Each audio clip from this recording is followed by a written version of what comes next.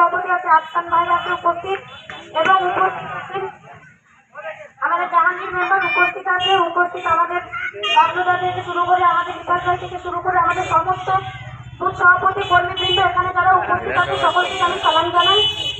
আপনাদের কাছে দুটোর কথা আজকাল এখানে রাখতে এসেছি।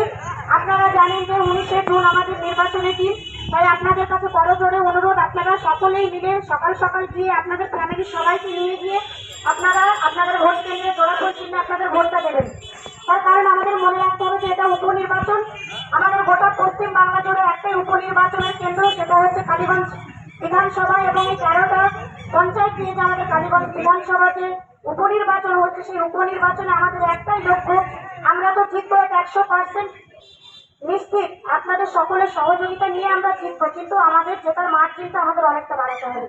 তার কারণ হচ্ছে উপনির্বাচনের একটা ভোটও যদি এদিক ওদিক হয় তাহলে সেই ভোটটা কিন্তু পানিতে ফেলা।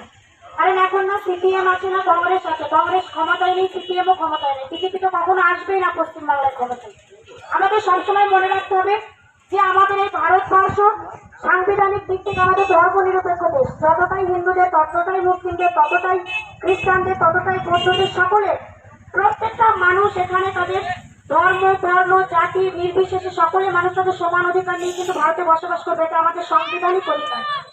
সুতরাং সেই সাংবিধানিক অধিকার নিয়ে কেউ কাউকে বলে দিতে পারে না যে তোমরা ভারত ছেড়ে চলে যাও, তোমরা পাকিস্তানে চলে যাও, তোমরা বাংলাদেশে চলে যাও।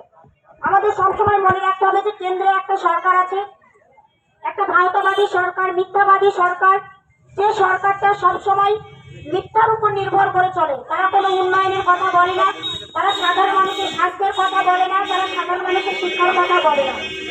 কিন্তু আরেকটা সরকার আছে পশ্চিমবাংলায় মাননীয় মুখ্যমন্ত্রী মমতা ব্যানার্জির নেতৃত্বে, যে মামাটি মানুষের সরকার তৈরি